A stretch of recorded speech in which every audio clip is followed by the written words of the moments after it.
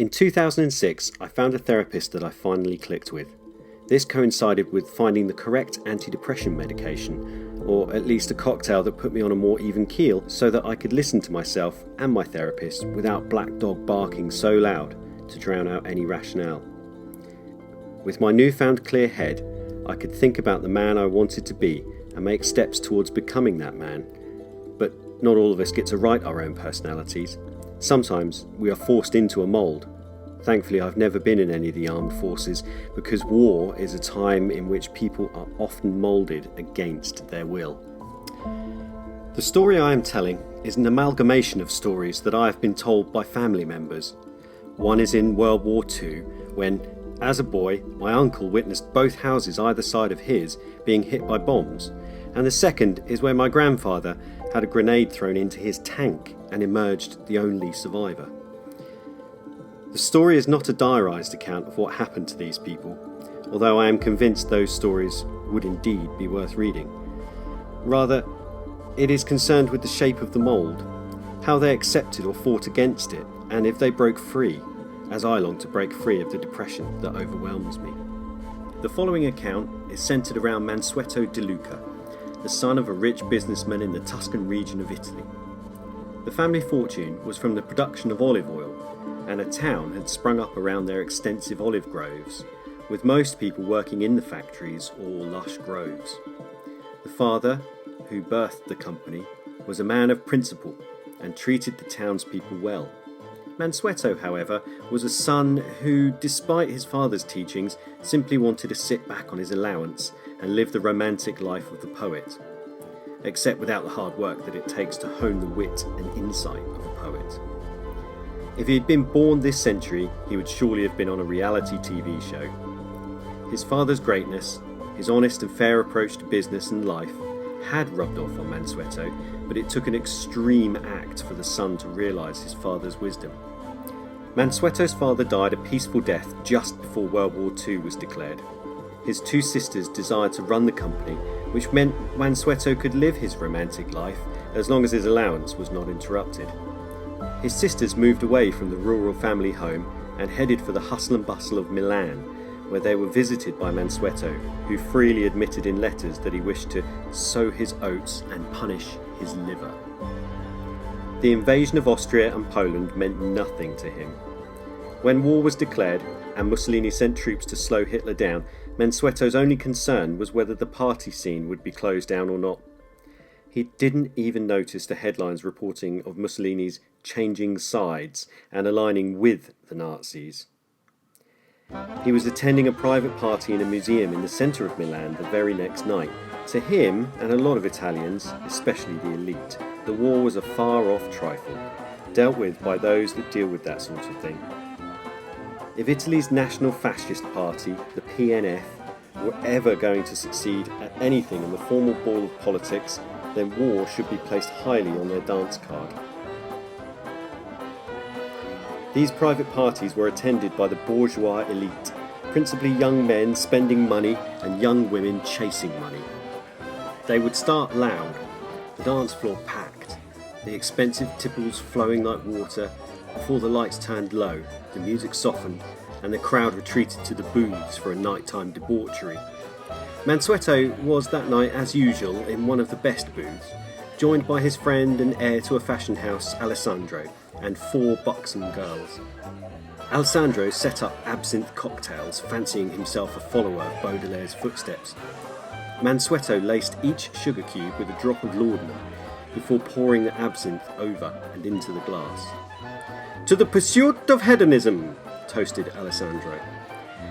"Alla nostra salute," replied Mansueto, as they both drained their glasses of the potent aniseed cocktail. As they knocked their empty glasses on the table, the building shook once, and then again as they stared at each other, open-mouthed, the shaking accompanied by low booming noise that could wake the dead. Following the throng to the exit, Mansueto expected to emerge into darkness, but that part came later. The fires lit up the night brighter than the day, and the group followed the dispersing crowd of gentlemen buttoning up their trousers and women wearing nothing but heels and pearls into the centre of the piazza. All around them was destruction. A bus had disappeared into a hole in the road. Rubble, dust, metal and fire surrounded them. As Mansueto span around, the last thing he would remember from that night was seeing a wave of rubble and fire either side of the unscarred building from which he had just emerged. They had missed being killed by inches. It was all too much for the pampered man-child, and he fainted. Once home, Mansueto emerged into his own darkness. Isolating himself, he imbibed anything alcoholic. Longing not to feel at all, he saw a black eternity spreading out endlessly in front of him. A constant night under a freezing moon. His mind raced towards something to hold on to, but his life had been shallow and he found no anchor to tie onto, like running in a murky forest towards nothingness. He did this again and again, over and over, until he heard his father's voice with atoms of fatherly advice that slowly became amoebas, eventually rising up in his mind until they became sentient beings of their own. He began to look around him, read the newspapers, and listen to the wireless. Mussolini had made a mess of the once proud nation of Italy, and the Germans were coming. He was a man with the means to do something. He had to do something, and he had to do it now. The blackness that Mansueto felt is an amalgamation of my own feelings and descriptions from my uncle and grandfather. The latter returned from war and fell into depression, whereas my uncle was too young to understand the lasting effect of seeing how close he had come to death in the night. It did serve as an image that made him feel he had to do something great with his life, because you never know when your number is up. He went on to be a director of a major department store, and once he even met the Queen. However, family happiness eluded him until much later in life. He retired early due to health issues, which he later confided in me had been a long and clinging depression. He told me once that in his therapy a lot of issues he had led him back to the image of his unscathed house amongst the destruction of the houses either side.